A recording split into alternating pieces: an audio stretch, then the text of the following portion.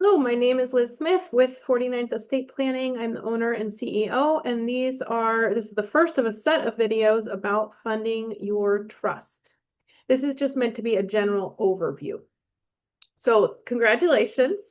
If you're watching this, you probably just signed either a revocable living trust or potentially an irrevocable trust with us. I'm going to talk mainly about the revocable trust and what that means.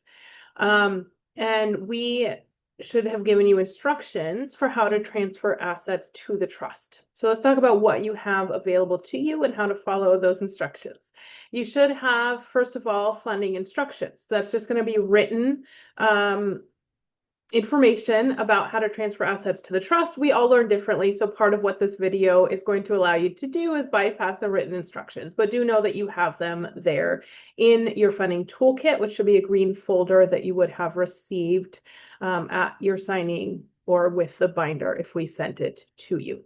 On that green funding toolkit, you should have a sticker, and that will have the name of the funding coordinator who will be helping you through the process of transferring assets to your trust.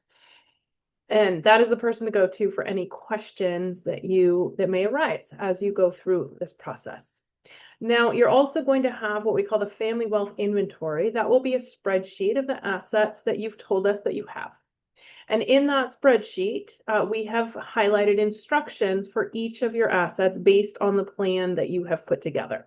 So between all of these different options, you should be well prepared with different rules for what to do to transfer assets to the trust.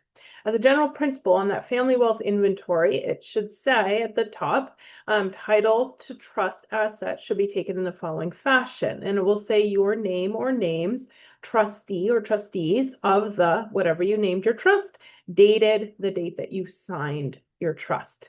And then it'll also say,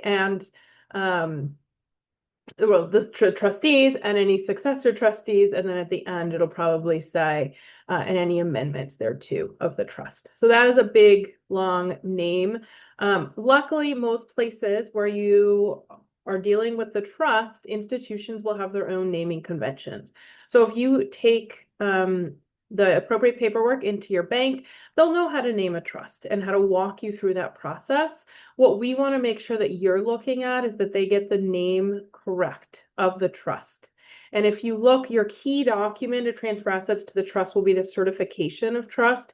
You should have that emailed from us. If you don't, please call our office at 907-312-5436 or email, even better, email your funding coordinator and ask for that certificate of trust. Now, in that document, it will say title to trust asset should be taken as.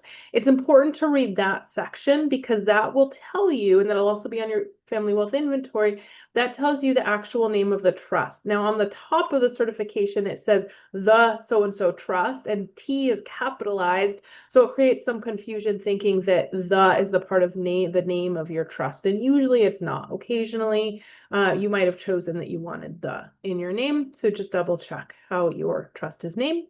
Also, you should make sure that if you are as trustee listed as, let's say, with a middle initial, so I'm Elizabeth Smith, but if it said Elizabeth J. Smith trustee, then all of the documents associated with the trust, I want to match that and just make sure everything is Elizabeth J. Smith. Or if I use my full middle name or just first and last, whatever it is that is on the trust, we recommend use the same. So make sure the trust name is correct, make sure your name is correct, and then also you want to see the trust date. The day that you signed your trust becomes part of the name of the trust, and so it's important to have that date somewhere with the paperwork. So sometimes that will be in the name, that's why it sounds vague. Other times, if you're doing like a beneficiary designation, it may be there. So just kind of big picture, stepping back a minute, what are you doing? You're transferring assets either to the trust or naming the trust as beneficiary. Based on the plan that you've chosen, we've given those specific guidelines specific to your plan and your family. And then there are some leeway in some different areas. If you have a financial advisor that might question why we made certain recommendations, we're happy to talk to them and talk to you. There's some choice that you have in terms of how you name beneficiaries on retirement accounts. That's a big one. And we're happy to walk through some of the benefits and disadvantages of different ways. We make our general recommendation, and then we can talk about more specifics if anything does come up and there is some leeway there. Same with boats and real expensive vehicles. There's some leeway. Do you put it in the trust? Do you not? That ultimately is your decision, and we're here to help walk through what decision would best be made. So any questions, reach out to us. Good luck with the funding process. Watch follow-up videos if you have questions on the specific asset types.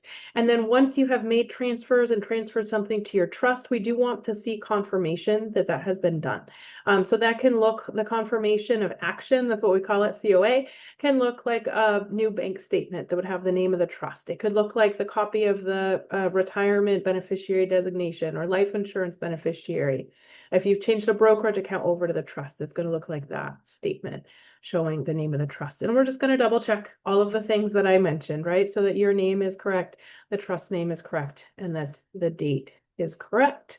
Funding your trust is essential for the trust to work how you want it to, right? The whole point of a trust, or one of the key objectives typically, is to avoid the probate process. But assets have to either be in the trust or naming your trust as beneficiary in order to avoid the probate process. We are here to help. We are here to guide. If you want more support and you would actually like us to fill out the paperwork for you, to add an extra handhold, remember that is an option for us to do funding for you for an additional cost, and just speak with your funding coordinator. If you reach a point where you're just not getting it done, we can help you do that. Okay. Good luck.